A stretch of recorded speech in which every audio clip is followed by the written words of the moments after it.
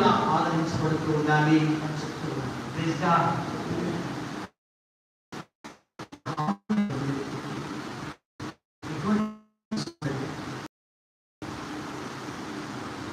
హింస చేసే వ్యక్తికి ఎటువంటి నమ్మకం ఉండదు.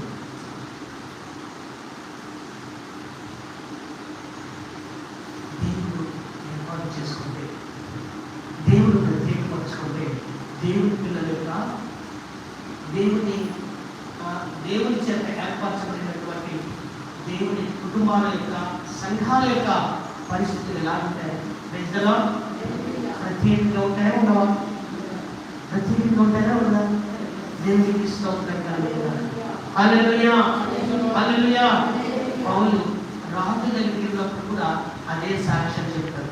ఒకసారి అపోస్తలుల కార్యం 26వ అధ్యాయంలో చూస్తే అగ్రిప్ప రాజు దగ్గరికి వెళ్ళిన తర్వాత గొప్ప సాక్ష్యం చెప్తున్నారు. అపోస్తలుల కార్యం 26:12 వచనం నుండి మీరు చూస్తున్న వాడు,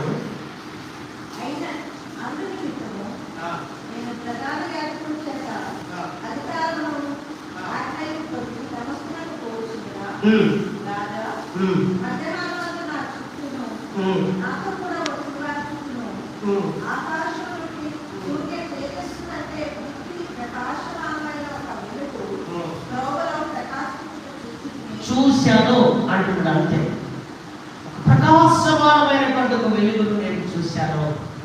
నేను అసలు ఎందుకు వెళ్తున్నాను, నేను ఎటువంటి వ్యక్తిని అసలు అని తన గురించి తన దగ్గర చెప్పుకుంటున్నాడు అనమాట.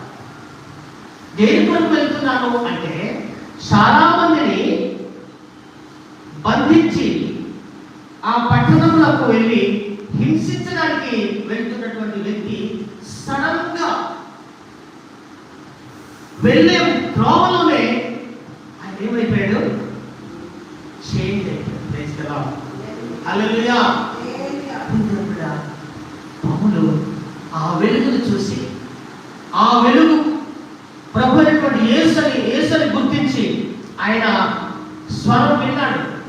ప్రభు స్వరం విన్నాడు. ఆయన సౌలా సౌలా,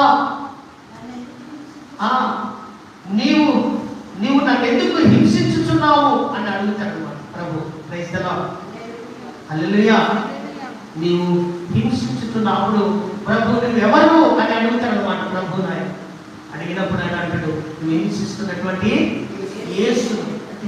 యేసు అని చెప్పగానే కథం, యేసు అని పేరు విన్నాడు. ఆయన విశ్వాసం ఉంచాడు, ఆయన స్వరం మీద నమ్మకం ఉంచాడు. ఆయన జీవితంలో గొప్ప మార్పు కలిగింది. ఆయన ఇప్పుడు బంధించబడ్డాడు.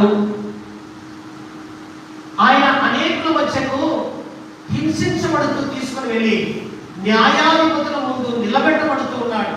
ఈయనే చాలా మందిని తీసుకొచ్చి హింసించి ఒక న్యాయాధిపతిగా తన పైన ఉన్నటువంటి వారి అధికారం పొందుకొని వారిని బాధపరచాలనుకున్నటువంటి వ్యక్తి కదా. ఇప్పుడు అతనే న్యాయాధిపతి దగ్గరికి వెళ్తా ఉన్నాడు. బాధింపబడి వెళ్తా ఉన్నాడు, వేసింపబడి దూషించబడి వెళ్తూ ఉన్నాడు. ఇప్పుడు ప్రైజ్ ది లార్డ్. హల్లెలూయా.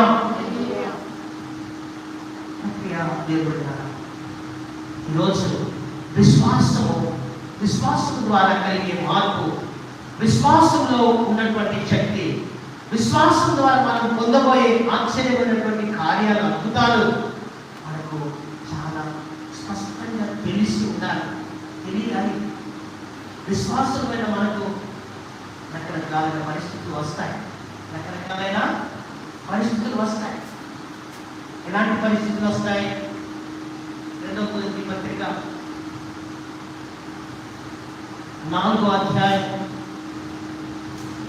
8వ వచనం అనుకుంటారు. ఒకసారి చూడండి. 2వ కొరింథీ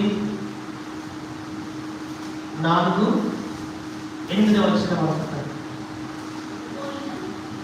ఎటు పోయినను శ్రమ పడుచున్నను. జాగ్రత్తగా గుర్తుపెట్టుకోండి. ఎటు వెళ్తున్నా శ్రమ పడుతున్నారో